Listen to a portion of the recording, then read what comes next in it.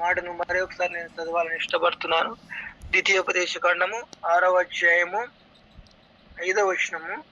ద్వితీయోపదేశ కాండము 6వ అధ్యాయము 5వ వచనం. నీ పూర్ణ హృదయముతోను, నీ పూర్ణ ఆత్మతోను, నీ పూర్ణ శక్తితోను నీ దేవుడైన యెహోవాను ప్రేమింపవలెను. నేడు నీకు ఆజ్ఞాపించిన ఈ మాటలు నీ హృదయమందు ఉండవలేను కదా. ముఖ్యంగా దేవుడు నిన్నటి దినాన మనతో చక్కగా మాట్లాడుతూ వచ్చాడని నేను నమ్ముతూ ఉంటున్నాను. ముఖ్యంగా దేవుని ఏం చేయాలంటున్నానంటే ఆయన ప్రేమించాలా, ఆయనతో ఎల్లప్పుడూ సంబంధం కలిగి ఉండాలా, తర్వాత ఎల్లప్పుడూ ఆయనతో జీవించాలా, ఆయనతో సహవాసం చేయాలన్నదే దేవుని యొక్క ముఖ్య ఉద్దేశం. అది మనకందరికీ తెలుసు కదా. ముఖ్యంగా ఆది కాండంలో చూసినప్పుడు అవ్వ ఆదాములను కూడా సృజించినప్పుడు ప్రతిరోజు ముఖ్యంగా వారితో సహవాసం చేసేవాడు దేవుడు కదా. రిలేషన్, వారితో మాట్లాడేవాడు. ఎంతగానో వాళ్ళ ముగ్గురు ఆనందించేవారు. ముఖ్యంగా దేవునితో ముఖాముఖిగా దేవునితో నడుచుతూ మాట్లాడడం అంటే ముఖ్యంగా ఎంత సంతోషమో, ఎంత ఆనందమో కదా. ముఖ్యంగా ఆ రిలేషన్ ను దేవుడు కోరుకుంటూ ఉన్నాడు. అది ఎప్పుడు కూడా అలా ఉండాలనే ఆయన ఉద్దేశం కదా. అలా ఉన్నప్పుడు దేవుడు ఎంతగానో సంతోషించేటువంటి వాడిగా ఉంటున్నాడు. నిజంగా మనం చూసినప్పుడు ఒక నూతనంగా వివాహమైనటువంటి దంపతులు మనకు తెలుసు కదా. నిజంగా వాళ్ళు ఎంత క్లోజ్నెస్, ఎంత నిజంగా వారి మధ్య సహవాసం, రిలేషన్, కొత్తగా మ్యారేజ్ అయినప్పుడు ఉన్నటువంటి రిలేషన్ ఎంత బాండింగ్ ఉంటుందో కదా. సంబంధ బాంధవ్యాలు అసలు విడిచిపెట్టి పోలేము అన్నటువంటి ఆలోచనలు ఉంటారు. ఆ సమయంలో వాళ్ళు ఏమడిగినా వాళ్ళు చేయడానికి సిద్ధంగా ఉంటారు. ఎందుకు? సో వాళ్ళు ప్రేమ అనేది ఆ నూతన దంపతుల్లో మనం చూస్తూ ఉంటాం. నిజంగా ఒకరినొకరు ఇష్టపడడం, సో వాళ్ళకి ఏం కావాలన్నా వాళ్ళు పొందుకునే స్థితిలో ఉంటూ ఉంటారు. నిజంగా అందుకే దేవుడు కూడా అలాగా నన్ను ప్రేమించాలా మీరు, సో ప్రతి దినము నా దగ్గరకు రావాలా, ప్రతి దినము నాతో సహవాసం చేయాలా, నాతో రిలేషన్ పెంచుకోవాలా అనే ఆయన ఉద్దేశం. అందుకే ఆయన మత్తయి రాసిన సువార్తలో ఒక మాట అంటాడు. నిజంగా ఎవరికైనా తల్లిదండ్రులు లేదా తండ్రి అయినా ఇష్టం లేకుండా ఉండకపోదు కదా. అందుకే ఏమంటాడు తెలుసా ఆయన, నిజంగా మత్తయి రాసిన సువార్త 10వ అధ్యాయంలో ఒక మాటను తెలియజేస్తా ఉంటున్నాడు. మత్తయి రాసిన సువార్త 10వ అధ్యాయం 37వ వచనం. తండ్రినైనను తల్లినైనను నాకంటే ఎక్కువగా ప్రేమించేవాడు నాకు పాత్రుడు కాడు, కుమారునైనను కుమార్తెను నాకంటే ఎక్కువగా ప్రేమించేవాడు నాకు పాత్రుడు కాడు. నిజంగా ఈ లోకంలో తల్లిదండ్రులు అంటే ఇష్టం లేని వారు ఎవరు ఉండరు కదా. సో అంతటి తల్లిదండ్రులనే ఆయన ఏమంటున్నాడు తెలుసా, నాకంటే ఎక్కువగా వారిని ప్రేమించకూడదు. అంటే ప్రేమించకూడదని ఆయన చెప్పలేదు, కానీ నాకంటే మొదటి స్థానం ఎవరికి ఇవ్వాలా? దేవునికి ఇవ్వాలా. సో ఎందుకు తెలుసా, దేవుడే మన తల్లిదండ్రులు అయితేనేమి, మనల్ని అయితేనేమి సృజించినటువంటి వాడు దేవుడే. నిజంగా ఆది కాండంలో చూసినప్పుడు నేను ఎంతో సంతోషించేవాడుగా ఉంటాను. అన్ని ఫస్ట్ ఆది కాండంలో చూస్తే భూమి, ఆకాశం, సూర్య, చంద్ర, నక్షత్రాలు, ఫల వృక్షాలు అన్ని ఇచ్చిన తర్వాత మానవుడు ఇచ్చాడు. ఎందుకు తెలుసా, మానవుడు అనేవాడు ఆకలితో ఉండకూడదు, ప్రతిదీ అనుభవించాల సృష్టిలో ఉన్నదని ఆయన సంకల్పం, ఆయన ప్రేమ. అంటే నిజంగా దానిలో ప్రేమ మనకు అర్థం చేసుకోవచ్చు కదా. నా కుమారులు నిజంగా అక్కడ రాస్తాడు ఆ మాటలు ఏమంటా తెలుసా, దీనిని ఏలండి అంటాడు. సృష్టిని మీరు ఏలండి, ఫలించి అభివృద్ధి పొంది భూమిని నిండించండి. ఎంత చక్కటి దేవుని ప్రణాళికను మనము చూస్తూ వచ్చాం. సో ఇందులో దేవుని ప్రేమ ఉన్నది. సో దేవుడు మనం ఎంతగానో ప్రేమిస్తూ ఉన్నాడు. మనం ఏం చేస్తున్నామంటే దేవునికి ప్రతి దినము దూరం అయిపోతున్నాము, ప్రతి దినము ఆయన దూరం అవుతున్నాడు, మనం దూరం చేసుకుంటున్నాం. నిజంగా అందుకే ఆయన ఏమంటున్నాడు తెలుసా, కొన్ని విషయాల్లో మనము ఏం ప్రార్థన చేసినా ఆయన కొంత మనకు జవాబు అనక కొంత మౌనంగా ఉంటున్నట్లుగా మనం కూడా చూసుకోవచ్చు. ముఖ్యంగా ఆయన చూసినప్పుడు దావీదు రాసిన కీర్తనలో 28లో ఒక మాట ఆయన రాస్తూ వస్తాడు. మొదటి వచనంలో, యెహోవా నేను నీకు మొరపెట్టుచున్నాను, నా ఆశ్రయదుర్గమా, మౌనముగా ఉండక నా మనవి ఆలకింపుము. నీవు మౌనముగా ఉండిన యెడల నేను సమాధిలో దిగువాని వలె అగుదును. నిజంగా దావీదు కూడా నిజంగా తను పాపం చేసినప్పుడు లేదా దేవునికి దూరంగా ఉంటున్నప్పుడు నిజంగా కొంత దేవుడు తనను దూరంగా ఉన్నట్లుగా మనం చూస్తాం. ఇంకా తన మనవులను ఆలకించుండక మౌనంగా ఉన్నట్లుగా మనం చూస్తాం. ముఖ్యంగా నేటి దినాల్లో కూడా మనం కూడా కొన్ని విషయాల్లో భారంగా ప్రార్థిస్తూ ఉంటాం. కొన్ని విషయాలు దేవుని సన్నిధిలో పెట్టి ఇంకా ఇంకా జవాబు రాలేదు, దేవుడు నాకు అది అనుగ్రహించలేదు అని దేవుని మనము నిందించేవారం, చదువుకునేవారం, ముఖ్యంగా దేవునిపై బాధపడే వారంగా ఉంటాం కదా. మనము ఎందుకు అలా మనము ఉన్నామంటే ఆయన ఒక మాటను మనకు తెలియజేస్తా ఉంటున్నాడు కదా. ముఖ్యంగా మీకా గ్రంథంలో ఆయన ఒక మాటను మనకు తెలియజేస్తా ఉంటాడు. 3వ అధ్యాయము మీకా గ్రంథం 3వ అధ్యాయం 4వ వచనం చదువుతా ఉంటున్నాను. మీకా గ్రంథం 3వ అధ్యాయం 4వ వచనం. వారు దుర్మార్గతను అనుసరించి నడుచుకొని ఉన్నారు గనుక వారు యెహోవాకు మొరపెట్టినను ఆయన వారి మనవి అంగీకరింపక ఆ కాలమందు వారికి కనబడకుండా తన్ను మరుగు చేసుకొనెను. నిజంగా వారి దుర్మార్గతను అనుసరించి నడుచుకొనుచున్నారు గనక వారి మొర ఆయన అంగీకరింపలేదు అంటున్నాడు. ఆయన మనవి అంగీకరింపలేదు, ఆయన మరుగు చేసుకుంటున్నాడు కదా. నిజంగా మనకు కారణం ఏంటంటే దేవుడు మనవి మనకు సమాధానం అనుగ్రహించకుండా లేదా మనం చేసినటువంటి ప్రార్థనకు ఆయన జవాబు కొంత ఇవ్వకుండా ఉన్నా అంటే కారణం మనలో దుర్మార్గత, పాపము, అవిధేయత, దేవునికి లోబడకపోవటము, దేవునికి దగ్గరై జీవించకపోవటము, దేవుణ్ణి ప్రేమించకపోవటము, దేవుడిచ్చినటువంటి ఆజ్ఞలు గైకొనకపోవటము, ఇవి దేవునికి విరుద్ధమైన పనులు అని ఆయన తెలియజేస్తా ఉంటున్నాడు కదా. నిజంగా మనము చేసిన, అందుకే ఆయన ఒక మాట అంటాడు కదా, యెషయా రాసిన గ్రంథంలో 59వ అధ్యాయంలో కూడా ఆ మాటలు మనకు తెలియజేస్తాడు.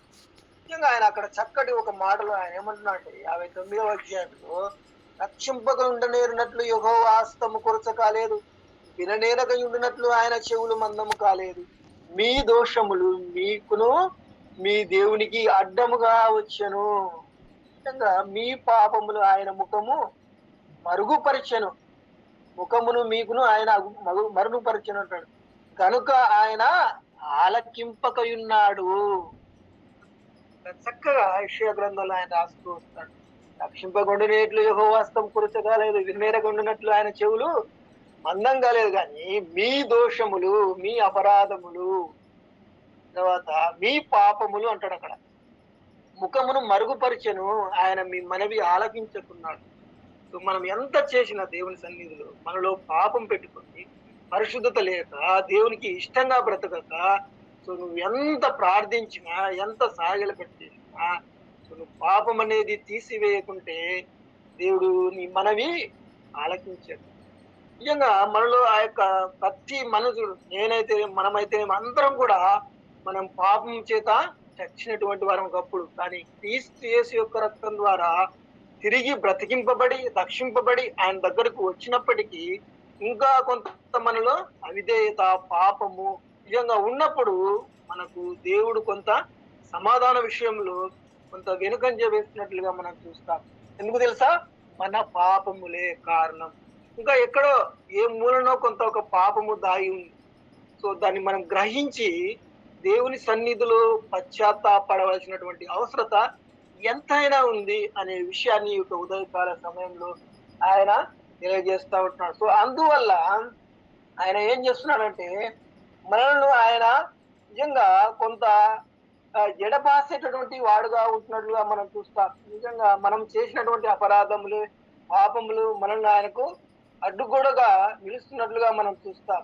కాబట్టి ఈ యొక్క ఉదయకాల సమయంలో దేవుడు ఉన్నటువంటి రిలేషన్షిప్ ను మనము దేవుణ్ణి ప్రేమించుట విషయంలో, దేవుణ్ణి చక్కగా ఆరాధించుట విషయంలో కొంత మనము వెనకబడి ఉన్నామనే విషయాన్ని మనం అర్థం చేసుకోండి వారమై ఉంటున్నాం. నిజంగా మనం ఒకసారి మన సహోదరులైనటువంటి నిజంగా సంసోను గురించి మనం ఆలోచించినప్పుడు న్యాయాధిపతుల గ్రంథంలో ఆ మాటలు రాస్తాడు. 16వ అధ్యాయంలో, న్యాయాధిపతుల గ్రంథం 16వ అధ్యాయం 20వ వచనాన్ని చదువుతున్నాను. న్యాయాధిపతుల గ్రంథం 16వ అధ్యాయం 20వ వచనం. ఆమె సంసోను ఫిలిష్తీయులు నీ మీదికి పడుతున్నారనగా అతడు నిద్ర మేలుకొని ఎప్పటికట్లు నేను బయలుదేరి విరజిమ్మును అనుకున్నాను. అయితే యెహోవా తనను ఎడబాసినని అతనికి తెలియలేదు. ఎడబాసెను అంటే దేవుడు విడిచిపెట్టాడు. ఎందుకో తెలుసా? సంసోనులో పాపం అనేది విచ్చలవిడిగా పెరిగిపోతూ వస్తుంది. దేవుని కోసం నాజీరు చేయబడినటువంటి వ్యక్తి, దేవుని కోసం నిలబడాల్సినటువంటి వ్యక్తి, దేవుని పనుల కోసం, దేవుని క్రియల కోసం ఉండాల్సినటువంటి వ్యక్తి తన యొక్క స్థితిని మార్చుకొని, తన యొక్క మార్గాన్ని మార్చుకొని, దేవునికి ఇష్టంగా బ్రతకక, దేవుని దగ్గర జీవించక ఎక్కడికి వెళ్ళాడు? నిజంగా మనకందరికీ తెలుసు ఆ విషయము. ఆమె దగ్గర ఉన్నప్పుడు అతడు ఎడబాసనని గ్రహించని కారణం ఏంటంటే, ఎందుకు ఎడబాశాడు? దేవుని కోసమే ఏర్పడుతున్నప్పుడు దేవుడు ఎందుకు ఎడబాశాడని ఆలోచిస్తే దేవుని మాటలు ఆయన ఎడచెవిన పెట్టాడు. దేవుని ఆజ్ఞలను గ్రహించలేకపోయాడు. అయ్యో, నేను దేవుని కోసం ఈ లోకానికి సృజించబడ్డాను, దేవుని కోసం ఏర్పరచబడ్డాను, దేవుని పనులు చేయాలా అనే ఆలోచననే సంసోనుకు లేకపోవడం వల్ల నిజంగా తన యొక్క పతనావస్థను మనం చూస్తూ వస్తాం. ఎడబాసినప్పుడు నిజంగా దేవుడు ఆ యొక్క ఫిలిష్తీయులకు అప్పగించినప్పుడు వాళ్ళు ఎంతగానో ఆయన్ని హింసించి నిజంగా చివరిగా తను ఎన్నో దినాలు బతకాల్సినటువంటి ఆ యొక్క సంసోను తన జీవితాన్ని అర్ధాంతరంగా ముగించుకోవడం కారణం దేవుని నుంచి దూరం అవుతూ రావడం, దేవునికి దగ్గరగా బ్రతకపోవడం, దేవుని ప్రేమించలేకపోవడం, మనస్ఫూర్తిగా ఆయన దగ్గరగా జీవించలేకపోవడం వల్లనే తన జీవితాన్ని ముగించుకున్నట్లుగా మనం చూస్తాం. ముఖ్యంగా మనం చూసినప్పుడు మనలో ఉన్నటువంటి పాపమే మన యొక్క పతనావస్థ మనం చూసాం కదా. మీరు మీకా గ్రంథంలో మన యొక్క దుర్మార్గత, మన పాపములను దేవుడు నిజంగా అదేవిధంగా మనం చూస్తే సమూయేలు గ్రంథంలో కూడా మనం చూడవచ్చు. సమూయేలు గ్రంథము మొదటి సమూయేలు గ్రంథంలో కూడా ఆయన కొన్ని మాటలు మనకు రాస్తూ వస్తాడు. ఎందుకంటే సమూయేలును దేవుడు ఎడబాసినట్లు కూడా మనం చూస్తాం. 28వ అధ్యాయం 15వ వచనంలో 28వ అధ్యాయం మొదటి సమూయేలు గ్రంథం 28-15 సమూయేలు నన్ను పైకి రమ్మని నీవెందుకు తొందర పెట్టివని సౌలుని అడగగా, సౌలు నేను బహు శ్రమల్లో ఉన్నాను, ఫిలిష్తీయులు నా మీదికి యుద్ధంనకు రాగా దేవుడు నన్ను ఎడబాసి ప్రవక్తల ద్వారానైనను స్వప్నం దానినైనా నాకేమియో సెలవీయకున్నాడు. నిజంగా ఇక్కడ సౌలు యొక్క పరిస్థితి మనం చూసినప్పుడు సౌలు కూడా దేవుడు ఎడబాసాడు. నిజంగా సౌలుకు తను ఏమి కూడా ఆన్సర్ ఇవ్వకుండా, ఎక్కడ కూడా లేకుండా దేవుడు తనను విడిచిపెట్టినట్లుగా మనం చూస్తాం. కారణం నిజంగా సౌల్లో ఉన్నటువంటి అవిధేయత, సౌల్లో ఉన్నటువంటి ఆ యొక్క విసర్జించాలని కూడా చూస్తాం. ఇదే సమూయేలు మొదటి గ్రంథం 15వ అధ్యాయంలో మనం చూస్తే ఆ మాటలు అక్కడ రాయబడి ఉంటాయి. సమూయేలు గ్రంథం 15వ అధ్యాయంలో ఆయన 23వ వచనంలో నేను చదువుతూ ఉంటున్నాను.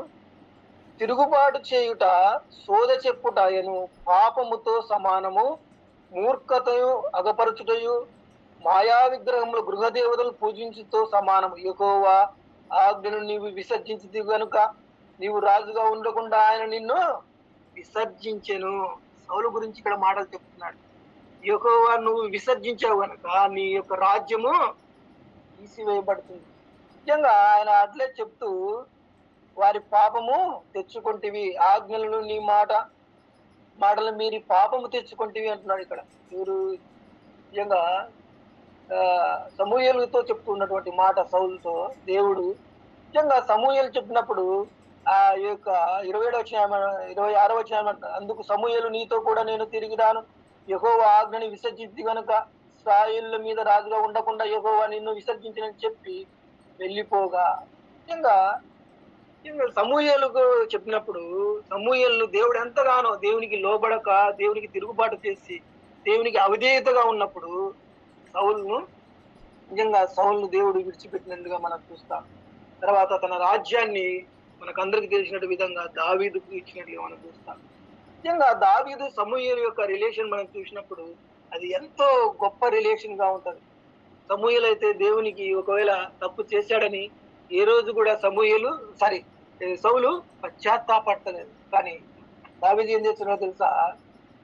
దావీదు రాసిన కీర్తనలో మనం చూస్తే చక్కగా ఆయన రాస్తూ వస్తాడు. 51వ దావీదు కీర్తన చూస్తే అక్కడ ఏమంటాడంటే పైన రాయబడింది కదా, బెత్షెబా యుద్ధకు వెళ్ళిన తర్వాత నాతాను ప్రవక్త అతని యుద్ధకు వచ్చినప్పుడు రాసినటువంటి కీర్తన ఈ యొక్క 51వ కీర్తన. ఆయన ఏమంటాడు తెలుసా? దేవా, నీ కృప చొప్పున నన్ను కరుణింపుము, నీ వాత్సల్య బాహుల్యం చొప్పున నా అతిక్రమములు తుడిచివేయుము అని చెప్తూ ఆయన ఏమంటాడు తెలుసా? 7వ వచనంలో ఇస్సోపుతో నా పాపములు పరిహరింపము, హిమము కంటే నేను తెల్లగా ఉండునట్లు నన్ను బాగుగా కడుగుము అంటున్నాడు దావీదు. కానీ సౌలు ఏ విధంగా అయితే ఒకవేళ దేవుడు తప్పుడు విసర్జించినప్పటికీ కూడా ఏ రోజు సౌలు దేవుని దగ్గర పశ్చాత్తాపడినట్లుగా మనం చూడొచ్చు. కానీ దావీదు ఏం చేస్తున్నాడు తెలుసా? ఆయన పాపం చేశాడు, ఇద్దరు పాపం చేశాడు. కానీ దావీదులో ఉన్నటువంటి పశ్చాత్తాపాన్ని 51వ కీర్తనలో మనం చూస్తూ వస్తాం. ఇంకా దావీదు ఏం చేస్తున్నా అంటే, నేను తప్పు చేశానయ్యా, నన్ను క్షమించు, నా పాపములు తుడిచివేయి, హిమం కంటే తెల్లగా చేయి, పరిశుద్ధపరచు అని ఎంతగానో దేవుణ్ణి బతిమాలుకుంటున్నట్లుగా మనం చూస్తాం.